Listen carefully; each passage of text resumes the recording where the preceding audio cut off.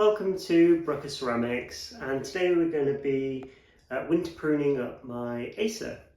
This is actually an air layer from my larger tree, which I'll actually go get and I'll show you now. So here's the parent tree.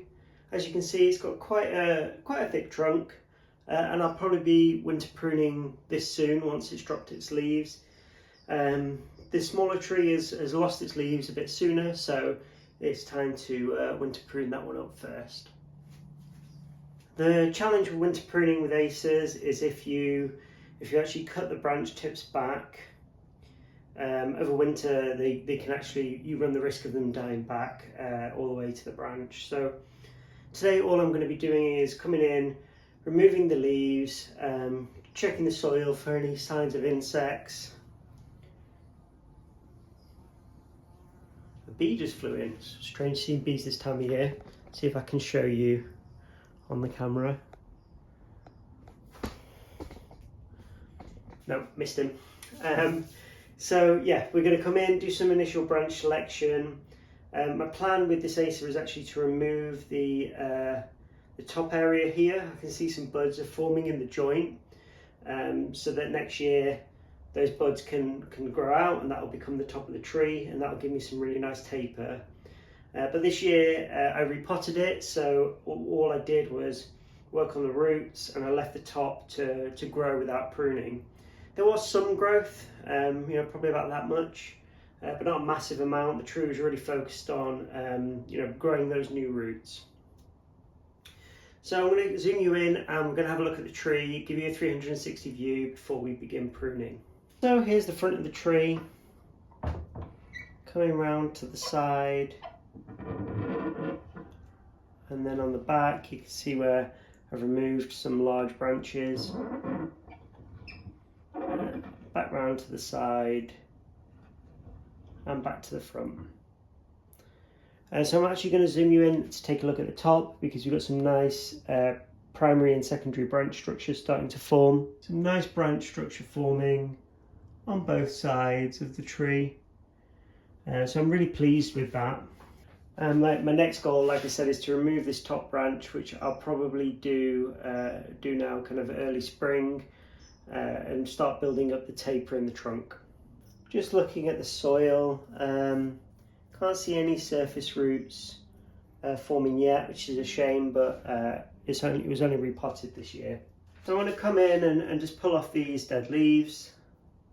It's important to do this so that insects don't hibernate in it over winter.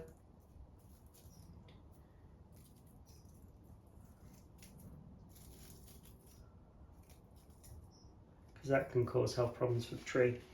And then let's chuck these away.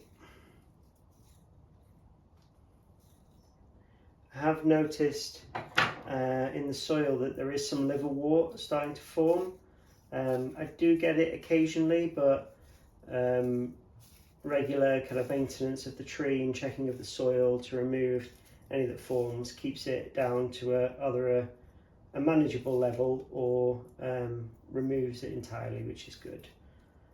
My previous house where I lived, there was a lot of liverwort on the driveway where I kept all my trees, and it kind of got into the pot. So I've been working away steadily trying to remove all that liverwort, which just seeing it on this soil here is kind of the first time this year that I've really seen it. So it's definitely starting to get rid of it, which is really positive. Also noticed some baby slugs hibernating in the soil, so it's good to remove them.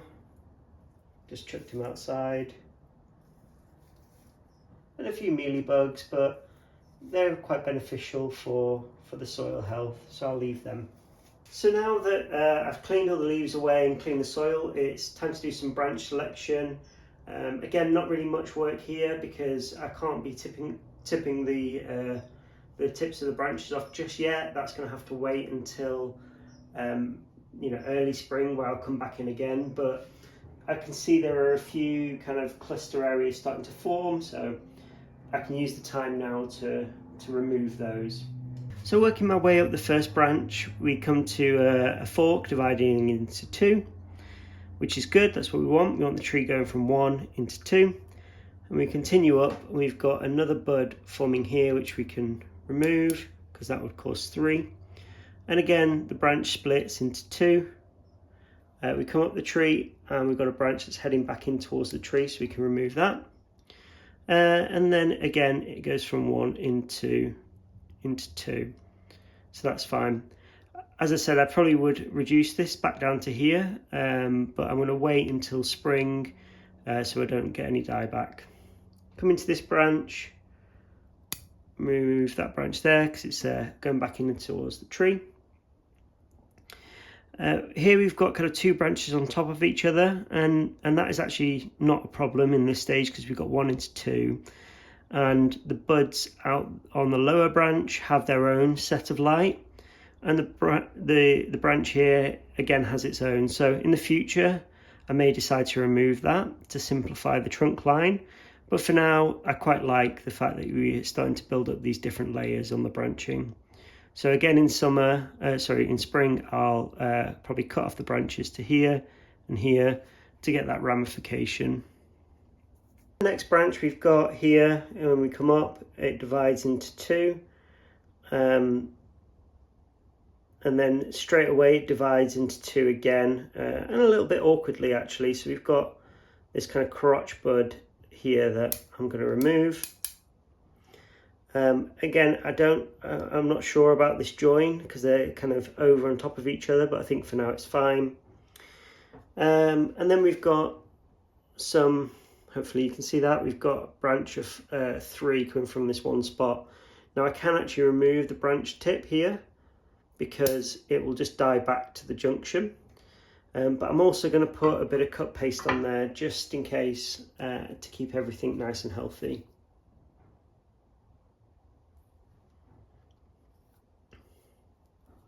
So we'll have a nice bit of bifurcation there.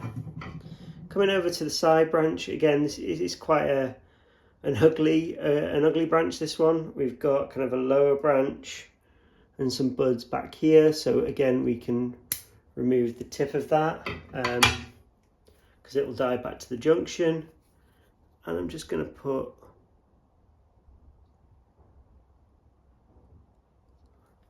some of the cut paste on there. So that's the lower branches all pruned up. We've got a nice bud at the front here which will hopefully extend in summer, spring, and then in the back we also have a backup one there as well. My plan for this top layer is that I'm potentially just going to air layer this off, and I'll have a new tree here. So all I'm going to do is same process as these lower branches, produce them from, you can see here we've got kind of 2 forking out and then it divides quite quickly. So what I could do is remove the right branch and have this one, or remove the lower branch and have it dividing, but it's a bit of an awkward Y shape. So for this I'm going to remove that side branch. And so the tree, this will probably be eventually be a tree with the roots about at the level of my hand there, so it'd be quite a stout tree. I'm going to prune the top one there, and on this branch unfortunately we don't have any junctions yet, so I can't actually prune the tips off this because the branch will die back. Just going to add some final cut paste to those cuts to keep everything healthy and alive over winter. And that's the tree now all pruned up. So the final stage for any of this work is to spray it down with some rose clear, and that will just kill any crawling insects that are on the branches.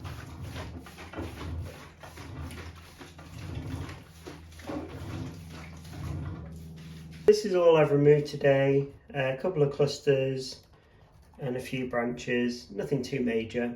That's my little Japanese maple all pruned up and ready to go back out on the bench for its wintering. What I'll probably do is put this now on a lower layer of the benches where It's got a bit of shelter from rain so that the soil doesn't get too wet.